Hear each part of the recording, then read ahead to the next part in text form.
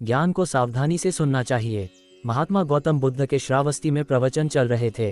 प्रवचन में नित्य ही बड़ी संख्या में लोग आते और विविध महत्वपूर्ण व गंभीर विषयों पर बुद्ध से ज्ञान ग्रहण करते। बुद्ध का शिष्य वर्ग भी काफी विशाल था, जो प्रवचन स्थल की व्यवस्था संभालता और बुद्ध की सेवा में सदैव तत्पर रहता।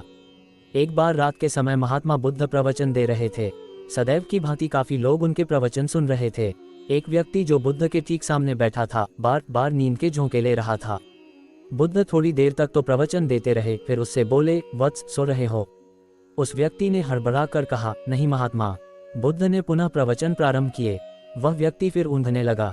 महात्मा ने फिर वही प्रश्न दोहराया और उसने फिर अचकचाकर नहीं महात्मा कहा। ऐसा लगभग 8-10 बार हो गया। कुछ देर बाद बुद्ध ने उससे पूछा, वत्स, जीवित हो? हर बार की तरह इस बार भी उसने कहा, नहीं महात्मा। ये सुनकर उपस्थित श्रोताओं में हंसी की लहर दौड़ गई और वह व्यक्ति पुनर्तः चैतन्य हो गया। तब बुद्ध गंभीर होकर बोले, वत्स, निद्रा में तुम्हारे मुख से सही उत्तर मिल ही गया। जो निद्रा में है वह मृतक समान ही है। उद्धरण चिन्ह। महात्मा बुद्ध का संकेत था कि गुरु से ज्ञान ग्रहण करते वक्त सजगता अत्यंत आवश्यक है। गाफिल रहने की स्थिति में ज्ञान की प्राप्ति पूर्ण नहीं होती और अधकचरा ज्ञान सदैव खतरनाक साबित होता है। बुद्ध ने संयम सिखाया। बुद्ध के पास उनका एक शिष्य आया और बौखलाए स्वर में बोला, जमींदार राम सिंह ने मेरा अपमान किया है, आप सभी चलें, उसे सबक सिखाना होगा। बुद्ध बोले, प्रियवर, सच्चे बौद्ध का अपमान करने की शक्ति किसी में नहीं होती। तुम इस बात को भुला दो। जब प्रसंग भुला दोगे तो अपमान कहाँ बचा रहेगा। शिष्य ने कहा, उसने आपके प्रति भी अपशब्दों का प्रयोग किया था। आप चलिए तो सही। आपको देखते ही वह शर्मिंदा हो जाएगा और क्षमा मांग लेगा। इससे मैं संतुष्ट हो जाऊंगा।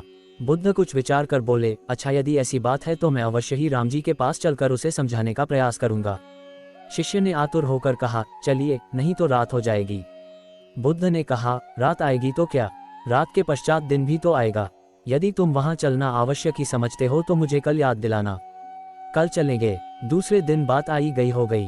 शिष्य अपने काम में लग गया और बुद्ध अपनी साधना में लीन हो गए। दोपहर होने पर बुद्ध ने शिष्य से पूछा, आज राम जी के पास चलना है?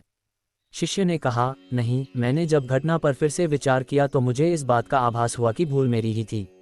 अब राम जी के पास चलने की कोई जरूरत नहीं है। बुद्ध ने मुस्कुराकर कहा, अगर हम तुरंत प्रतिक्रिया देने से बचे तो हमारे भीतर की कटुता समाप्त हो जाती है। शिष्य बुद्ध का आशय समझ उनके प्रति नतमस्तक हो गया।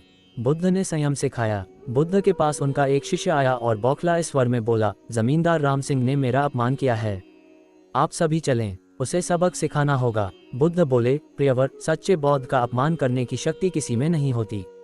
तुम इस बात को भुला दो। जब प्रसंग भुला दोगे तो अपमान कहाँ बचा रहेगा। शिष्य ने कहा, उसने आपके प्रति भी अपशब्दों का प्रयोग किया था। आप चलिए तो सही।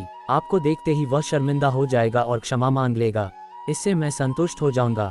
बुद्ध कुछ विचार कर बोले, अच्छा, यदि ऐसी बात है तो मैं अवश्य ही राम जी के पास चलकर उसे समझाने का प्रयास करूंगा। शिष्य ने आतुर होकर कहा, चलिए, नहीं तो रात हो जाएगी। बुद्ध ने कहा, रात आएगी तो क्या, रात के पश्चात दिन भी तो आएगा। यदि तुम वहां चलना आवश्यक ही समझते हो तो मुझे कल याद दिलाना। कल चलेंगे। दूसरे दिन बात आई गई हो गई। शिष्य अपने काम में लग गया और बुद्ध अपनी साधना में लीन हो गए। दोपहर होने पर बुद्ध ने शिष्य से पूछा, आज राम जी के पास चलना है? शिष्य ने कहा, नहीं, मैंने जब घटना पर फिर से विचार किया तो मुझे इस बात का आभास हुआ कि भूल मेरी ही थी।